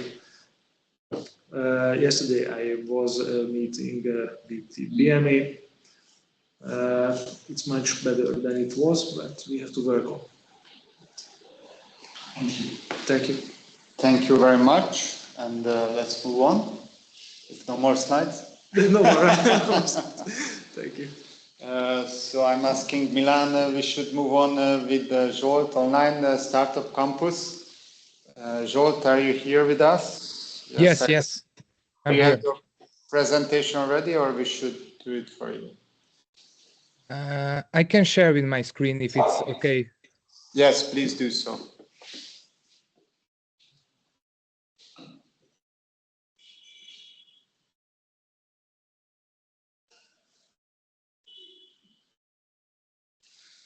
Can you see this?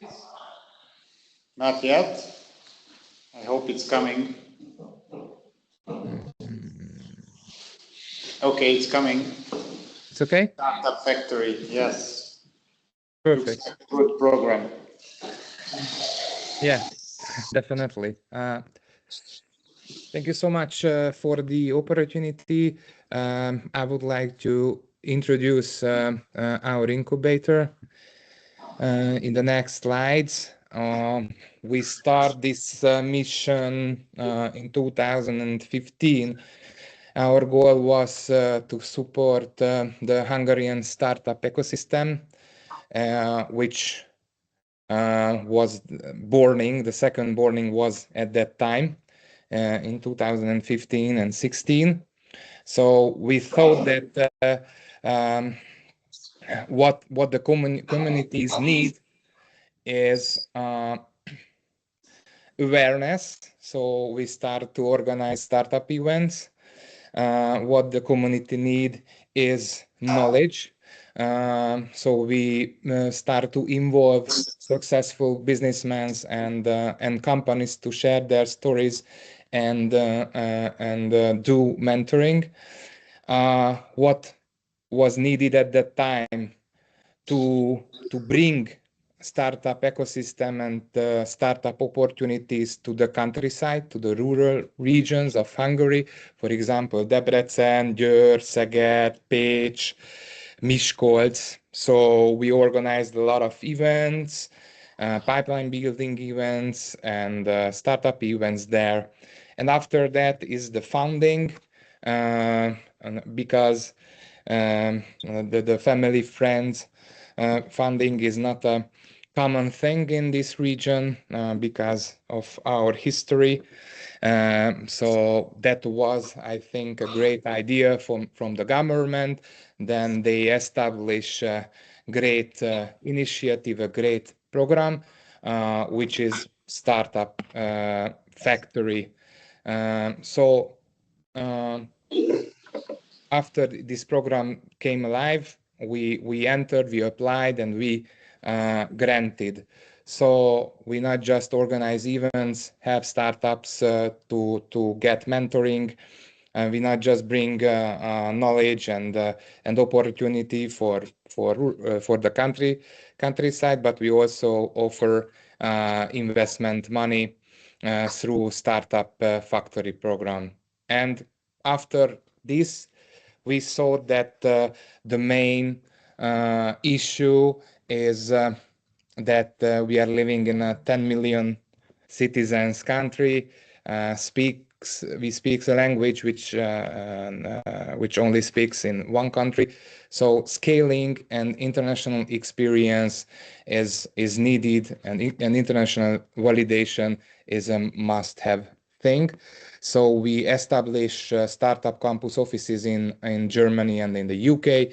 So we also support in the international market entry and validation process our startups and our partners. So this is us. Some numbers, of course, numbers. Just numbers, the most important thing, what is behind the numbers. But I think this shows that we work a lot, we have great results, and we support several Hungarian, regional and European startups in the last years. So you can see what kind of network we built in the last years. I think this is the most important thing and most challenging thing, how you can scale up a Hungarian innovation, a Hungarian startup in a European or a global landscape. You need connections, you need local partners, and you need a strong network which support this process, because we think that you have to innovate locally, but you have to scale globally. And for startups, from the first idea, there are no borders. So this is the most important thing. Yes. Today I would like to introduce one of our startups from the Startup Factory program. I bring two companies, but I would like to introduce Cube Hungary. Startup Campus has got a general focus. So we are open for all kind of innovations and startups. We have two main company stage focus, that we are open for idea stage companies. So the previous years we organized several university-based incubation and accelerator programs, for example, with BME or with Győr University or other universities and other national-owned companies. So we supported them with trainings and early stage investments. And Ultimate Water Probe is one of these companies. And the other hand, we are looking for not seed stage, but companies who has got already got the product, and they need support in their stage to scale up or start the business in the international markets, or go to the market with the ready product. And I think Cube Hungary, it's a very good example. Maybe they are not the typical startups, more an innovation SME. They developed their product for 4 years without any investment. They invest their own money and own time to develop this smart benches and furnitures. And when we meet 1.5 years ago, 2 years ago, they are looking for funding to finance their developments to start scale up the production. And they found a very good partner, Foxconn, who offered them that Foxconn, if they are ready, Foxconn develop the manufacturing factory for free for Cube. So without the Startup Factory program, without Startup Campus, today Cube can be just a small manufacturer company in Hungary. But after our mentoring and investment, and together with Foxconn, Cube start to scale their production. Previously, they can product only 80 pieces of these benches. Now their capacity with Foxconn is 3,000.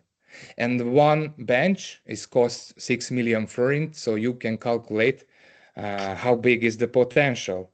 And last week, for example, Cube and Peter Szijjártó introduced the brand and showed the first solar bench in Japan. So this story gonna be a Hungarian successful story, a Hungarian innovation successful story, which helped by Startup Factory and Startup Campus. And without this funding, this company maybe lose their opportunity or their time in their market. So I think that's why very important to have these kind of programs, and this is Hungarian innovation, this Startup Factory program, which support private investors to invest more in the early stage phases. Again, you can see the two companies, but I think Cube is very important, and I can announce that we closed the 1.5 million next round investment last week. So everything is ready to make Cube one of the best portfolio company under Startup Factory and under Startup Campus. Thank you so much for your time. If you have any question, I'm here for you. Thank you, Zsolti, for this very nice presentation and showing what is behind the numbers. And I hope we will see a lot of these benches around Budapest and in other cities too. Is there any question for this presentation? If not, then thank you very much. Thank you so much. Have a great day. And we have one last presentation from Incubator 0. Join us here.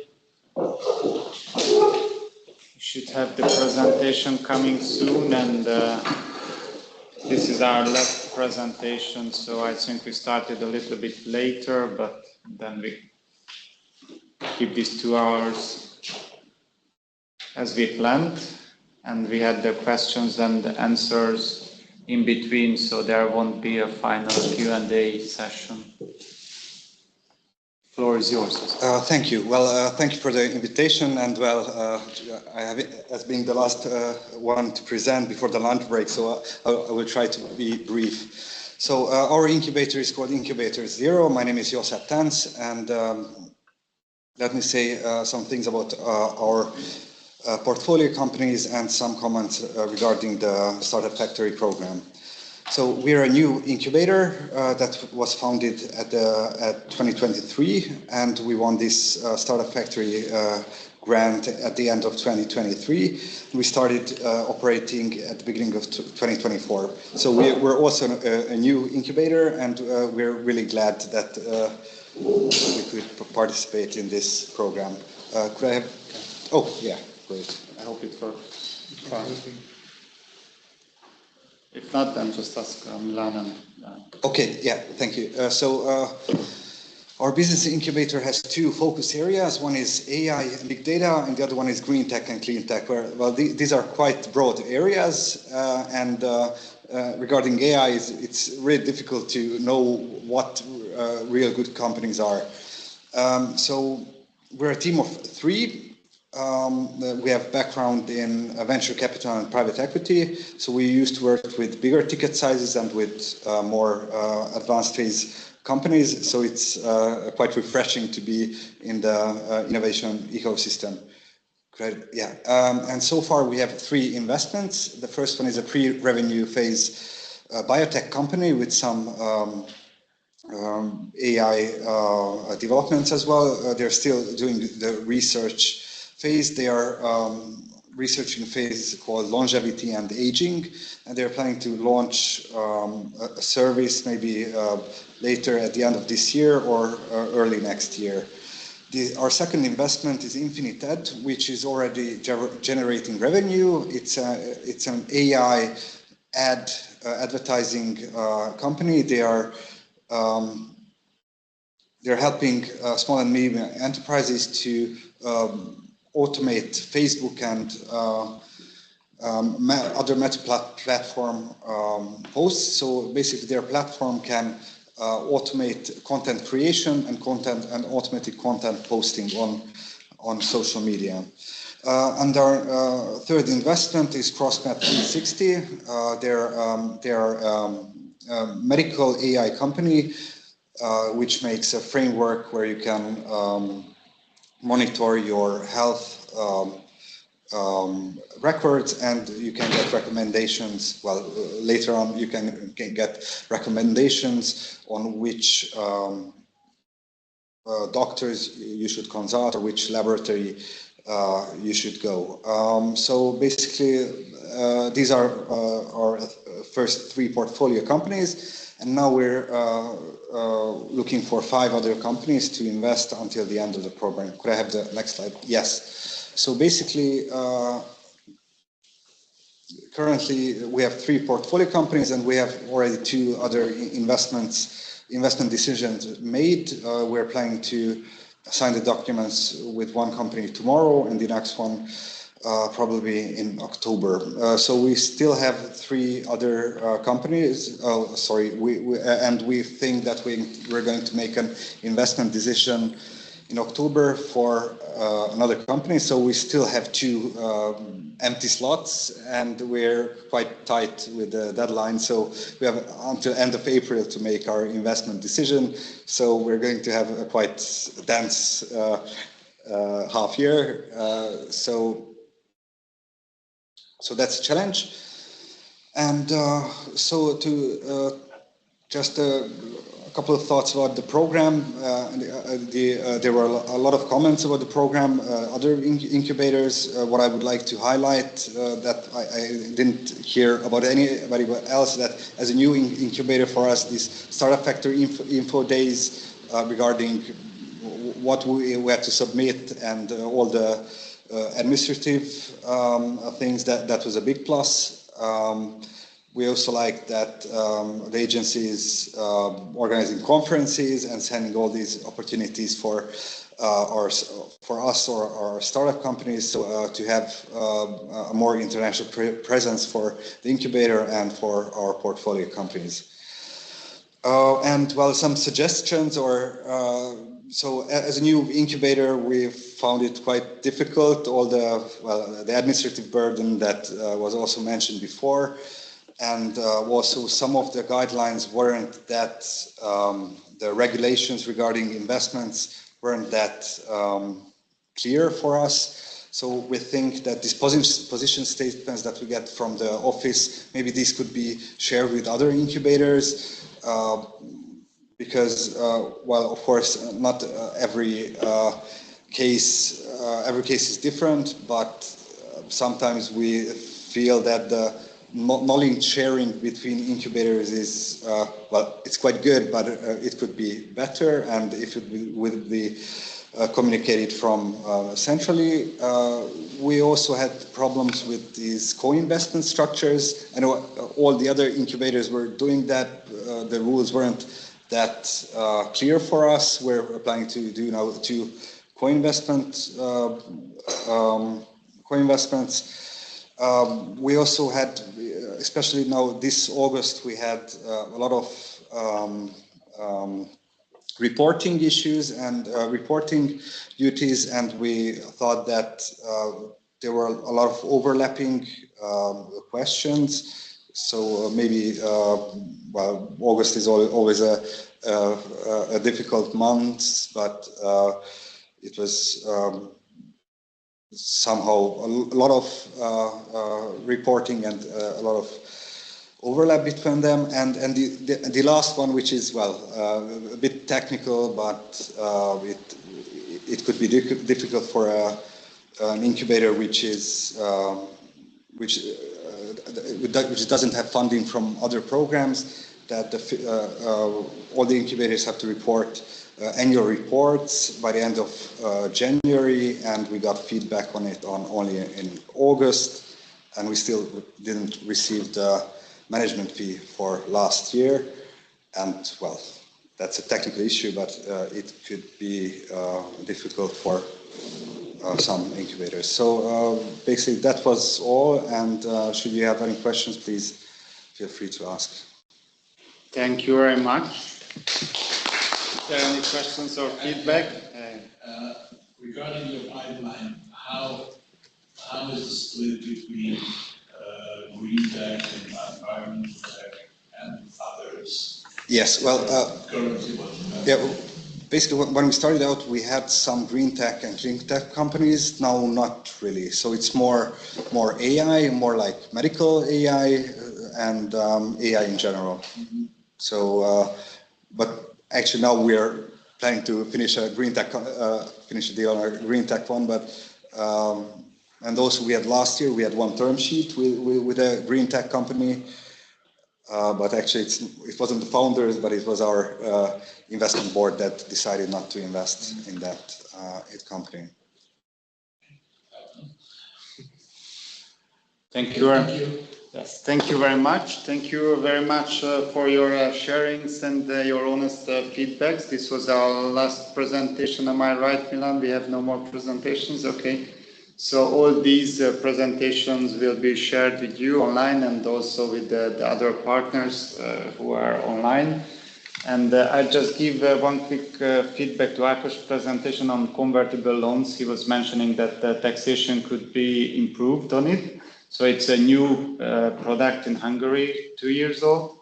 So I can imagine that some fine tuning is needed. He said that taxation is very bad compared to investment taxation, so but we can discuss this later. Okay, if you can write it down, and yeah, we'll check it. Sure. And I ask László if you want to give some final feedbacks on the presentations and some thoughts for the future. Okay. So thank you very much. It was really good to hear you and good to hear about your I want to say success stories. These are maybe not yet success stories, but stories that will lead to success. And to be honest, the most, for me, the most touching testimonial, or how should I call it, was from your team, because we haven't discussed it, and I admit I haven't personally thought about it, that this program has a kind of a social aspect as well. So when, I forgot his name. Pop Zoltán. Yeah, Pop Zoltán.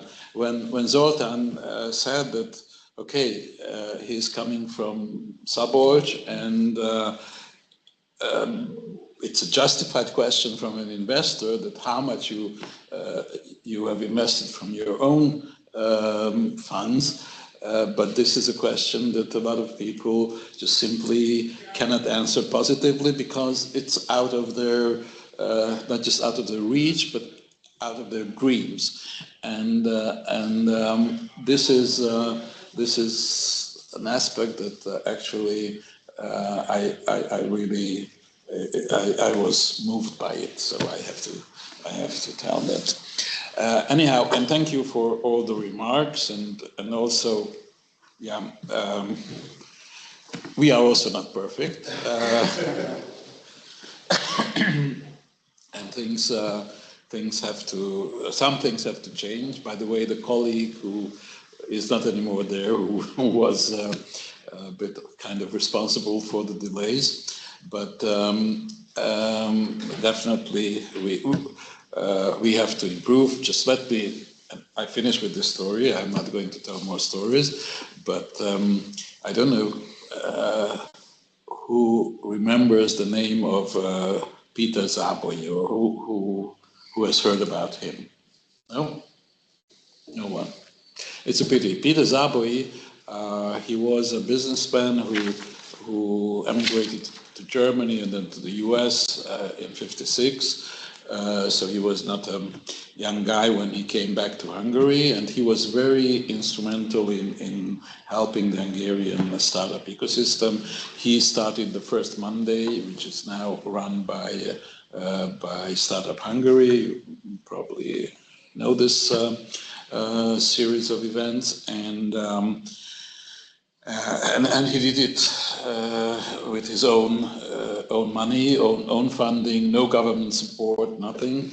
And well, he often started his talks because he was doing a lot of talks and had experiences in, not just in startups investment, but in large corporates. And he always started with a question: do you know which is the largest room in the world? Yeah, this is a question you can answer if you have any idea. What's the largest room? What's the largest room in the world? Space. Yeah, it's kind of like some kind of philosophical question. Room filled. This is the question. Ideas. This is the question. No explanation. This is the question. Yeah, okay. Philosophical. Yes. Well, because you know the story. It must be the room filled with unfinished ideas. No, well, there came a few answers, but you have spoiled this story. Came a few answers like the St. Peter's Cathedral in Rome, or St. Paul's Cathedral. By the way, that's probably the two biggest. And then he said, no, it's the room for improvement. So yeah, and this is true for every one of us. So thank you for coming and for contributing. Thank you very much. And also thank you for the online participants. So I will close the online meeting, and we will have a video recording of this available online. Thank you everybody for coming. Bye.